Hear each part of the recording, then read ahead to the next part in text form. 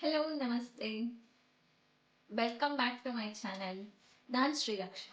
ಎಲ್ಲರಿಗೂ ದೀಪಾವಳಿ ಹಬ್ಬದ ಶುಭಾಶಯಗಳು. ನಮ್ಮ ಸನಾತನ ಧರ್ಮದಲ್ಲಿ ತುಂಬಾ ಹಬ್ಬಗಳನ್ನ ಆಚರಿಸ್ತೀವಿ. ಹಬ್ಬಗಳಲ್ಲೇ ದೊಡ್ಡ ಹಬ್ಬ ಅನ್ಸ್ಕೊಳ್ಳೋದು ದೀಪಾವಳಿ ಹಬ್ಬ. ನಮ್ಮ ಕಡೆ ಒಂದೊಂದು ರೀತಿನ ಸೆಲೆಬ್ರೇಟ್ ಮಾಡ್ತೀವಿ.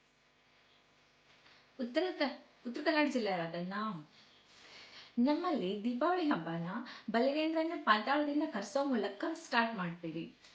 ಸೊ ಬಲವೇಂದ್ರನಿಗೆ ವರ್ಷದಲ್ಲಿ 3 ಪೂಜೆ ಆಗ್ಬೇಕಾಗುತ್ತೆ. ಸೊ ದೀಪಾವಳಿಯಲ್ಲಿ ಬಲವೇಂದ್ರನ ಕರೆಸಿ 3 ಪೂಜೆ ಮಾಡಿ ಕರ್ಸ್ಕೊಡ್ತೀವಿ. ಬಲವೇಂದ್ರನ್ ಕರ್ಸೋಕ್ಕಿಂತ ಮೊದಲು ನಾವು ಗಂಗೆನ ಕರೆಸ್ತೀವಿ. ಅಂದ್ರೆ ಬಾವಿ ಪೂಜೆನ ಮಾಡಿ ನೀರನ್ನ ಎತ್ತಿ ಅದನ್ನ ಗಂಗೆ ರೂಪದಲ್ಲಿ ಪೂಜೆ ಮಾಡಿ ಆಮೇಲೆ ಬಲವೇಂದ್ರನ ಕರ್ಸೋದು. ನಮ್ಮಲ್ಲಿ ಸಾಮಾನ್ಯವಾಗಿ ಎಲ್ಲರ ಮನೇಲೂ ಬಾವಿ ಇದ್ದೇ ಇರುತ್ತೆ.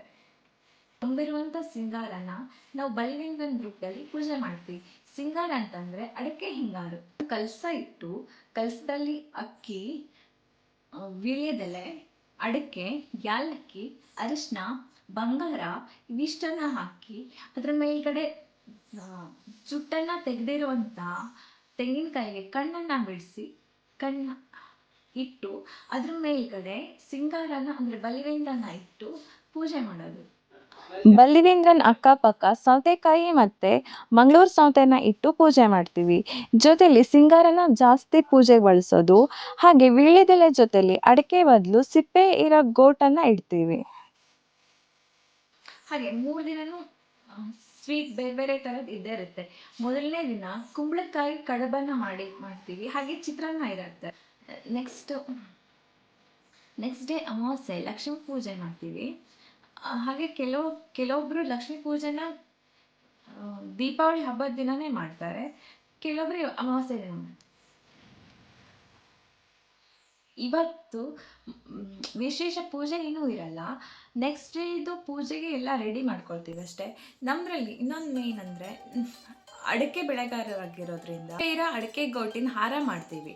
ಸೊ ಅದ್ರದ್ದೆಲ್ಲ ಪ್ರಿಪ್ರೇಷನ್ ಇವತ್ತು ಮಾಡ್ಕೊಳ್ತೀವಿ.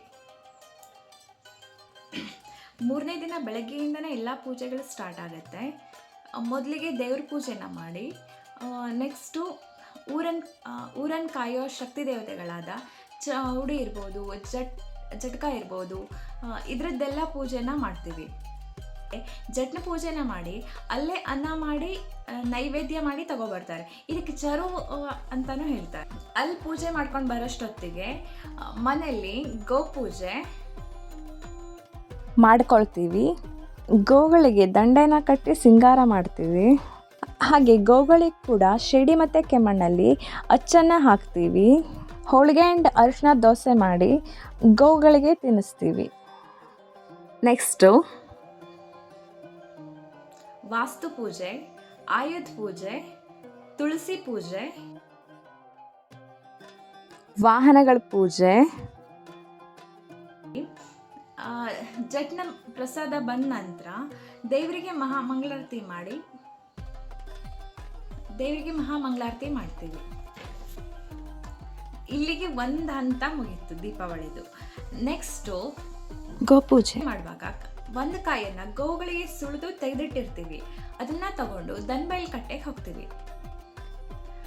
ಅಲ್ಲಿ ಸುತ್ತಮುತ್ತ ಇರೋ 4-5 ಊರವರು ಒಂದೇ ಟೈಮಿಗೆ ಬಂದಿರ್ತಾರೆ. ಅಲ್ಲೊಂದು ಕಲ್ಲಿಗೆ ಪೂಜೆ ಮಾಡಿ ನಾವು ತಗೊಂಡೋಗಿರೋಂಥ ಕಾಯನ್ನ ಅಲ್ಲಿ ಹೊಡಿತೀವಿ.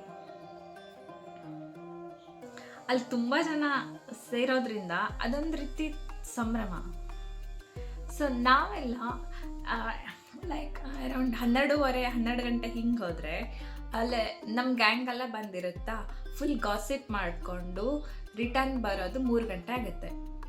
ಆ್ಯಂಡ್ 3 ಗಂಟೆಗೆ ಬಂದು ಮನೆ ಹಿರಿಯವರಿಗೆಲ್ಲ ನಮಸ್ಕಾರ ಮಾಡಿ ಊಟ ಮಾಡ್ತೀವಿ. ಅವತ್ತು ಹೋಳಿಗೆ ಊಟ ಇರುತ್ತೆ. ಇಲ್ಲಿಗೆ ಮಧ್ಯಾಹ್ನ 2ನೇ ಹಂತ ಮುಗೀತು. ನೆಕ್ಸ್ಟು ಬಲಿವೇಂದ್ರನ ಕಳಿಸ್ಕೊಡೋದು. ಬಲಿವೇಂದ್ರನ ಹೆಂಗೆ ಕಳಿಸ್ಕೊಡ್ತೀವಿ ಅಂದರೆ, ಬಲಿವೇಂದ್ರನಿಗೆ ಮೊದಲು ಒಂದು ಪೂಜೆ ಮಾಡಿ, ಹಾಗೆ ಕಾಯಿ ಮತ್ತು ಸಿಂಗಾರನ ತುಳಸಿ ಕಟ್ಟೆ ಹತ್ರ ತಂದು ಅಲ್ಲಿ ಇನ್ನೊಂದು ಪೂಜೆ ಮಾಡಿ ತುಳಸಿ ಕಟ್ಟೆಗೆ ಕಾಯಿನ ಸುತ್ತರಿಸಿ ಬಲಿವೇಂದ್ರನ ಮನೆ ಮೇಲ್ಗಡೆ ಎಸಿತೀವಿ. ಸೊ ಅಲ್ಲಿಗೆ ನಮ್ಮ ದೀಪಾವಳಿ ಹಬ್ಬ ಮುಗಿದ ಹಾಗೆ. ಇದು ನಾವು ಆಚರಣೆ ಮಾಡುವಂಥ ರೀತಿ. ನಿಮ್ಗೆ ಈ ವಿಡಿಯೋ ಇಷ್ಟ ಆದರೆ ಶೇರ್ ಮಾಡಿ, ಲೈಕ್ ಮಾಡಿ, ಸಬ್ಸ್ಕ್ರೈಬ್ ಮಾಡಿ. Thank you.